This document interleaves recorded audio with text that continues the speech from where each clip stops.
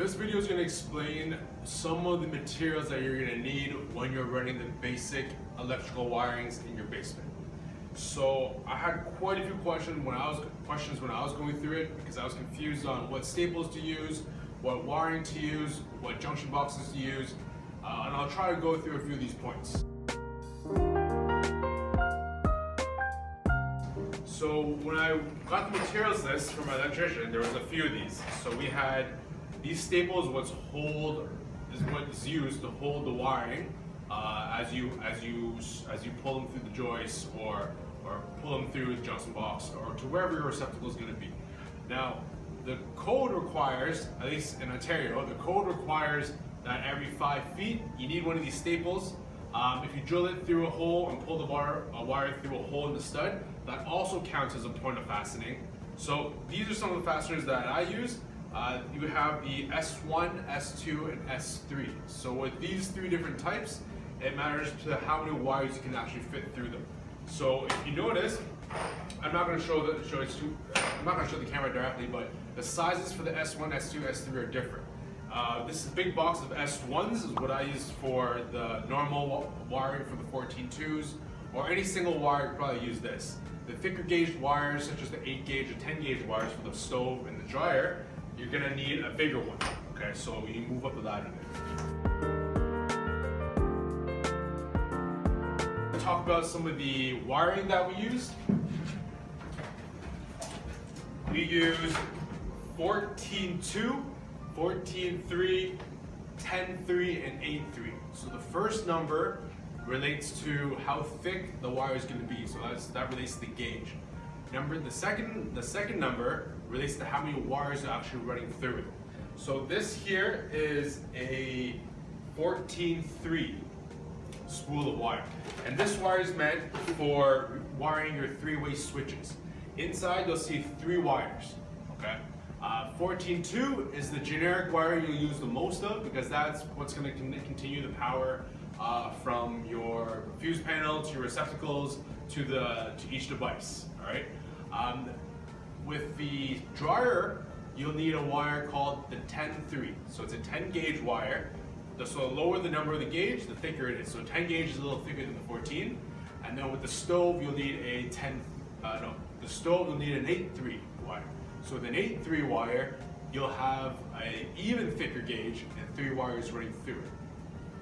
Now, the 14.2, from my understanding, I could be wrong, you can correct me in the comments if I'm wrong, but any 15 amp circuit would be able to use a 14.2 wire.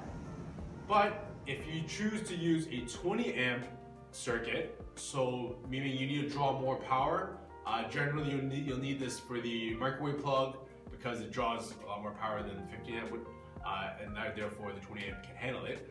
But with the 20 amp circuit, you'll need a wire that's called a 12.2. So it's a 12 gauge wire with 2 wires running through it. That's a little thicker than the 14.2, which makes it able to withstand the load that it needs. So again, not a professional. In the process of running the rough-in wiring for your basement unit, these are some of the tools that you're going to need.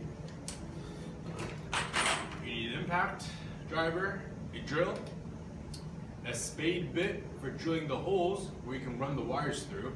I have here a 3/4 is a size that I use. This size would fit 2 wires through at least. Even the 8 gauge thicker wires for the stove, or the 10 gauge thicker wire for the laundry, it's still big enough of a hole where you can snip everything through. You'll need some pliers so that you can cut the wiring, utility knife so that you can strip the wires, some screwdrivers so you can punch out the holes in the junction boxes and the receptacles so you can slide the wiring through. A drill bit, not a drill bit, a screw bit, but it's stuck right now, but a screw bit from when you're screwing in the junction boxes to the stud or tightening the clamps that are within each junction box. Hammer, measuring tape, permanent marker, and some duct tape. point of this is so you can label your wires. When you have a million wires that are going towards the fuse panel, by the end of it, you're gonna have no idea what's what. You're gonna waste a lot of time trying to figure out what wire's what. So having your marker and having your tape, whatever tape it is, be able to label all the wires before you lose them. All right. And then aside from that, I think that's about it.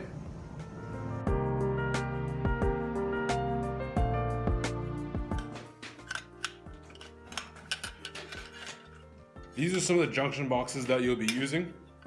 This flat pancake one, that's we call it pancake junction box. This is what you normally use when you have to wire your vanity lights.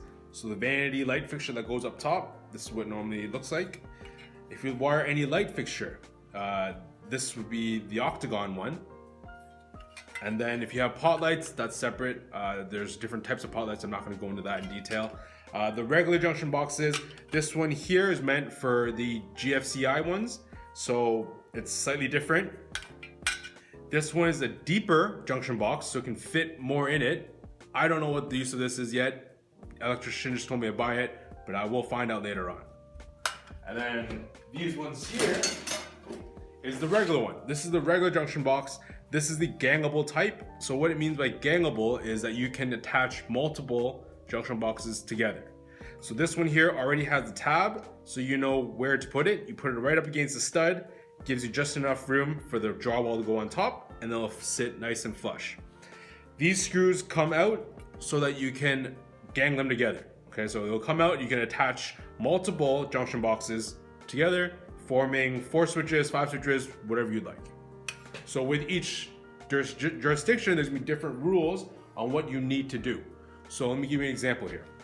So this here is a junction box that's meant for 2 switches. And as you can see here, I've fastened it, this is where the door is gonna go. So I fastened it against the second piece of 2x4. And the point of this is that I'll be able to have enough room to put my trim on. Okay, so it's a very important piece because you don't want to have to cut the trim and it's not gonna look as good. So I always add an extra couple pieces of 2x4 so that you have enough space to put that trim piece on.